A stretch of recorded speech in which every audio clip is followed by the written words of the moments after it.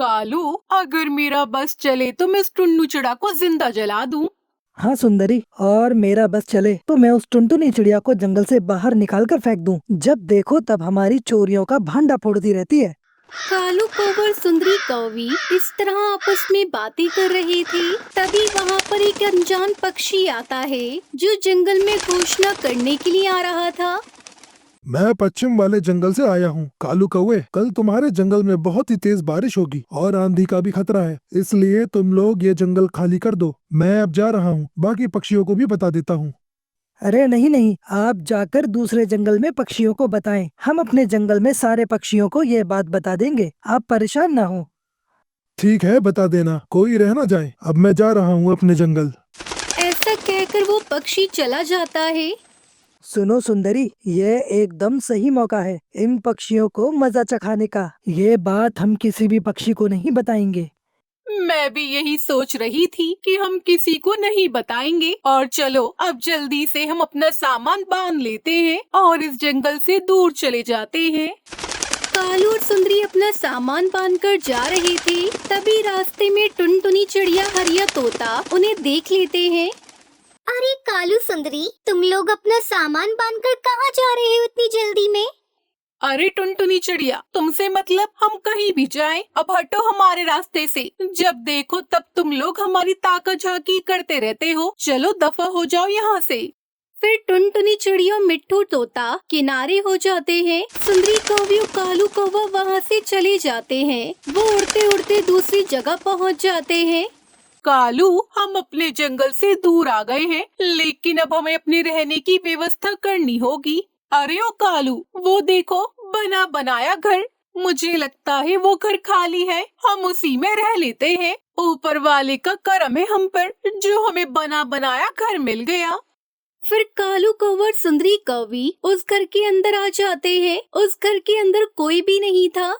अरे कालू, हमें तो बहुत ही सुंदर घर मिल गया फ्री में। हम तो यहाँ पर मजे करेंगे, वहाँ मरेंगे हमारे दुश्मन आंधी तूफान में। आधी रात को जंगल में आंधी तूफान आता है और सभी पक्षियों का घर टूट जाता है। अरे पत्नी जी, हमारा घर तो टूट गया। चलो हम जल्दी से टुनटुनी चिड़िया के घर चलते हैं, वो हमारी मदद जरूर करेगी। दूसरी तरफ टुनटुनी चिड़िया का घर भी टूट जाता है। अरे टुनटुनी चिड़िया बहन, हमारा भी घर टूट गया है। हम तो आपके घर मदद मांगने आए थे, लेकिन यहाँ तो आपका भी घर टूट गया है। इस तरह टुनटुनी चिड़िया और टुन्नू चिड़ा का परिवार बारिश में भीग रहा था। तभी वहाँ पर बूढ़ा गिद्ध आता है। दोस्तों, जंगल में तो बहुत ही तेज आंधी तूफान आया है। इस जंगल को छोड़कर हमें कहीं सुरक्षित जगह जाना होगा, वरना हम अपनी जान से हाथ गवा बैठेंगे। फिर वो लोग उस जंगल को छोड़ देते हैं और थोड़ी दूरी पर चले जाते हैं। अब बस हमें बारिश से बचना है। अगर हम बारिश से नहीं बचने का इंतजाम करेंगे तो हम बीमार पड़ जाएंगे। दोस्तों, टुनटुनी चिड़िया बहन, देखो वहाँ एक घर दिखाई पड़ता है। चलो हम चलकर वहाँ पर मदद मांगते हैं। फिर वो लोग जाकर उस घर का दरवाजा खटखटाने लगे। उस घर के अंदर से कालू सुंदरी निकलते हैं। अरे तुम लोग अभी भी जिंदा हो, अभी तक नहीं मरे। चलो कोई बात नहीं, बारिश में भीगकर वैसे ही मर जाओगे। उस दुष्ट कालू कौवे और सुंदरी कौवी की बात सुनकर वो सब पक्षी समझ जाते हैं कि ये सब किया धरा उन दोनों का है। तुम लोग दुष्ट हो। अब हमें समझ में आया कि तुम लोग जंगल छोड़कर क्यों भाग रहे थे। तुम लोगों को पहले से ही पता था कि हमारे जंगल में आंधी तूफान आने वाला है, फिर भी तुम लोगों ने हमें आगाह नहीं किया। कमजोर छोटी चिड़िया, तुम्हारी वजह से मैंने बहुत मार खाई है। अब तुम्हारी बारी है। अब इस बारिश में भीगकर मरोगे तुम लोग। फिर टुनटुनी चिड़िया उसके दोस्त कालू सुंदरी से मिन्नतें करते हैं, पर वो लोग उनकी कोई बात नहीं सुनते हैं। वो लोग उन लोगों को भगा देते हैं। टुनटुनी चिड़िया और उसके दोस्त बारिश में भीग रहे थे और ठंड से कांप रहे थे। तभी टुनटुनी चिड़िया की नजर हरे धनिये पर पड़ती है और उसके दिमाग में एक आइडिया आता है। अरे दोस्तों, हम धनिये का घर बनाएंगे, तुम सब मेरी मदद करो। फिर टुनटुनी चिड़िया के दोस्त टुनटुनी चिड़िया की मदद करते हैं। कुछ ही देर में टुनटुनी चिड़िया धनिये का एक बहुत बड़ा सुंदर सा घर बनाकर तैयार कर देती है। अरे वाह चिड़िया बहन, तुमने तो बहुत सुंदर घर बनाया है धनिये का। हाँ दोस्तों, मुझे मेरी माँ ने सब कुछ सिखाया था। चलो अब हम जल्दी से अंदर चलते हैं। फिर वो लोग खूब मजे से धनिये के घर के अंदर रहते हैं। दूसरी तरफ कालू सुंदरी दरवाजा बंद करके मजे से सो रहे थे। तभी शिकारी चील वहाँ आ जाता है और उनका दरवाजा खटखटाता है। ना जाने कौन कमबख्त मेरे घर के अंदर घुसकर बैठा है, जरा खिड़की से देखता हूँ, उसके बाद उनका हाल बेहाल कर दूंगा। हाँ नहीं तो। फिर वो शिकारी चील खिड़की से घर के अंदर चला जाता है और कालू सुंदरी की खूब पिटाई करता है और उन्हें अपने घर से बाहर निकाल देता है। सुंदरी, आधे तो हम वैसे ही मर गए हैं, आधे हम बारिश में भीग कर मर जाएंगे। चलो हम अपने रहने की जगह ढूंढते हैं। फिर कालू सुंदरी उड़ते उड़ते हरे धनिये के घर के पास पहुंचते हैं और दरवाजा खुला हुआ देखते हैं। टुनटुनी चिड़िया बहन, हमें घर के अंदर ले लो, हम बहुत ठंड से मर रहे हैं। कालू सुंदरी, हमने तुमसे कितनी मिन्नतें की थी। क्या तुम लोगों ने हमें अपने घर के अंदर लिया था जो हम तुम्हें ले ले? नहीं ना, इसलिए तुम दोनों यहाँ से चले जाओ। प्लीज टुनटुनी चिड़िया बहन, तुम तो बहुत अच्छी हो, तुम तो नेक दिल हो। हमें अपने घर के अंदर ले लो, वरना हम बारिश में भीग कर मर जाएंगे। अरे चिड़िया बहन, इन लोगों की बातों पर ध्यान न दो, क्योंकि इन लोगों ने हमारे साथ बहुत बुरा किया है। आप दरवाजा बंद कर दें। फिर वो सब पक्षी अपने धनिये घर का दरवाजा बंद कर लेते हैं। बाहर बारिश में कालू कौवा सुंदरी कौवे भीगते रहते हैं। इस तरह उन दोनों पति पत्नी को उनके किए की सजा मिल जाती है। रामपुर गांव में टुनटुनी चिड़िया अपने दो बच्चों के साथ रहती थी, जिनका नाम गोलू और सुनहरी था। टुनटुनी एक विधवा चिड़िया थी। उनकी आर्थिक हालत बहुत खराब थी। उनका घर भी कच्ची घास का बना हुआ था। बेटा, तुम दोनों खाना खा लो, अब मैं अपने काम पर चलती हूँ। माँ, तुम खाना तो खा कर जाओ।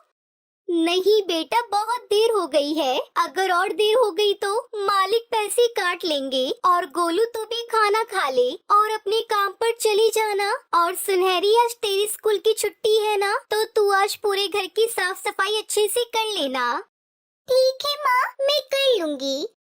टुनटुनी चिड़िया ने अपने बच्चों को काम समझाया और खुद अपने काम पर चली गई। टुनटुनी बहुत ही मेहनती थी। वो दिन भर ईंट भट्टी में मजदूरी का काम करती थी। टुनटुनी का बेटा गोलू भी बहुत ही मेहनती था। वो दिन भर हरिया तोता के ढाबे में काम करता रहता था।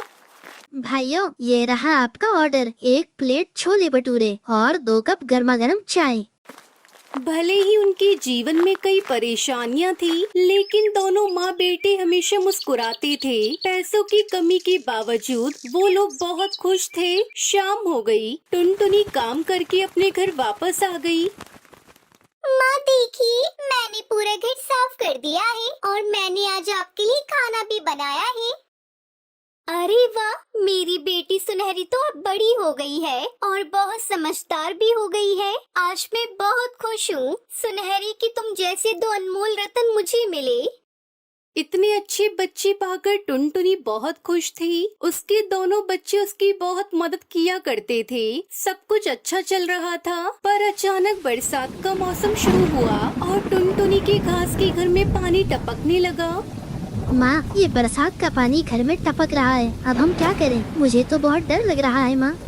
बेटा परेशान मत हो, जहाँ जहाँ पानी टपक रहा है वहाँ ये बर्तन रख दो। फिर उन तीनों ने टपकते हुए पानी से बचने के लिए बर्तन रखे, लेकिन बरसात रुकने का नाम ही नहीं ले रही थी। बच्चों, हमें जल्दी पक्के मकान के लिए कुछ करना चाहिए, पर उसमें काफी खर्चा होगा। मैं सोच रही हूँ सेठ जी से घर के लिए कुछ कर्जा ले लूँ, कम से कम घर पक्का तो बन जाएगा। हाँ माँ, और मैं कुछ और नया काम ढूंढता हूँ जिससे और पैसे कमा सकूँ। ठीक है बेटा, जो तुम्हें सही लगे वो तुम करो। अगले ही दिन टुनटुनी अपने मालिक कड़कनाथ सेठ के पास गई। मालिक, मुझे थोड़ा सा कर्जा चाहिए था। वो क्या है ना, मुझे अपना घर बनवाना है।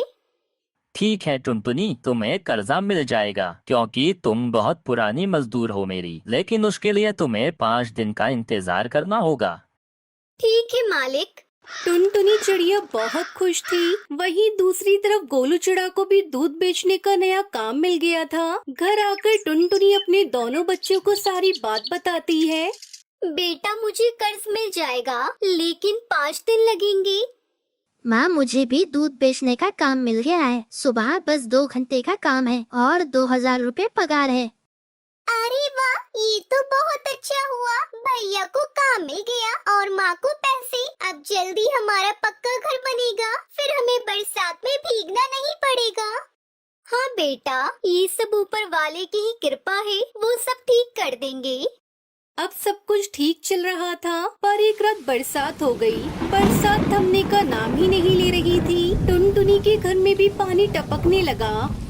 बच्चों, मुझे नहीं लगता कि बरसात आज रुकेगी। इस तरह बारिश होती रही तो पूरा घर में बाढ़ आ जाएगी। सब पक्षी इस बारिश से बहुत परेशान थे। किसी के घर पानी में डूब रहा था तो किसी का सामान। बच्चों जल्दी सुनो, जरूरत का सारा सामान उठा लो, हमें कहीं और जाना होगा। अब हम यहाँ पर नहीं रह सकते, ये घर कभी भी ढह सकता है। इसके नीचे दबकर हम लोग मर जाएंगे। फिर उन तीनों ने सामान सर पर रख लिया और पानी में चलने लगे। बच्चों, पानी तो बढ़ता ही जा रहा है। हमारे गांव में ऐसी कौन सी जगह होगी जहां हम लोग इस बारिश से बच सकते हैं? गोलू चिड़ा ये सोच ही रहा था कि उसे कुछ याद आया। माँ, हाँ मुझे याद है, चलिए आप दोनों मेरे साथ। फिर गोलू अपने साथ अपने परिवार को गांव की सीमा की ओर ले गया। वहाँ एक जमीन पर एक पुराना ट्रेन का डिब्बा था। माँ, आज से हम इस ट्रेन के डिब्बे में ही रहेंगे। बरसात से बचने के लिए वो तीनों उस ट्रेन के डिब्बे में चले गए। बच्चों, कम से कम यहाँ हम सूखे हैं, यहाँ बारिश नहीं आ सकती। माँ, ये तो हमारे घर से भी अच्छा है, यहाँ सोने के लिए गद्दे भी हैं। हाँ बेटा, पर अब पहले कुछ खाने का इंतजाम करते हैं। टुनटुनी ने अपना वो सारा सामान खोला जो वो अपने साथ लेकर आई थी और उससे अपने लिए और अपने बच्चों के लिए खाना पकाया और पेट भरकर उन सब ने खाना खाया। हमारे घर का क्या हुआ होगा माँ? हमारा घर बारिश में डूब गया होगा क्या? देखते हैं सुनहरी, ये बरसात थमने दे और पानी सोखने दो, फिर घर का देखते हैं। तब तक हमारे सर पर ये घर है ना, तब तक हम इसी ट्रेन घर में रहेंगे। धीरे धीरे बरसात थम गई और पानी सूखने लगा। गांव वाले अपने अपने घरों में लौटने लगे और उसके बच्चे अपने घर के पास लौटे तो उनका घर पूरी तरीके से टूट चुका था। हे भगवान, ये सब क्या हो गया? हमारा घर तो टूट गया, अब हम क्या करेंगे, कहाँ रहेंगे? माँ, आप परेशान मत होइए, हम सब अपने ट्रेन घर में रहेंगे। वो ट्रेन घर तो बहुत मजबूत और बड़ा भी है। हाँ बेटा, तुम बिल्कुल सही कह रहे हो। हम अपने ट्रेन घर में रहेंगे जब तक हमें पैसे नहीं मिल जाते। जैसे ही हमें पैसे मिलेंगे तब हम अपना मजबूत घर बनवा लेंगे। ऐसे ही काफी दिन गुजर जाते हैं और वो तीनों ट्रेन घर में रहने लगते हैं। कुछ दिन गुजरने के बाद टुनटुनी को पैसे मिल जाते हैं। फिर टुनटुनी उन पैसों से अपने लिए एक पक्का मजबूत घर बनवा लेती है। माँ, ये तो बहुत अच्छा हुआ है और हाँ, आखिर हमने पक्का घर बना ही दिया इस पर। माँ, अगर हमें वे ट्रेन घर नहीं मिला होता तो क्या होता हमारा? पता नहीं बेटा, शायद हम जंगलों में भटक रहे होते। ऊपर वाले की बहुत मेहरबानी है हमारे ऊपर, जो हमें सही समय पर ट्रेन घर मिल गया। भले ही मुश्किलें थी, पर हमारे सर पर छत थी ट्रेन घर की वजह से। टुनटुनी का परिवार बाढ़ से बच गया। आज उनका अपना पक्का घर है, पर वो हमेशा ट्रेन घर के शुक्रगुजार रहेंगे। उस ट्रेन ने उन्हें बाढ़ से बचाया था और मुश्किलों में उन्हें सुरक्षित रखा था।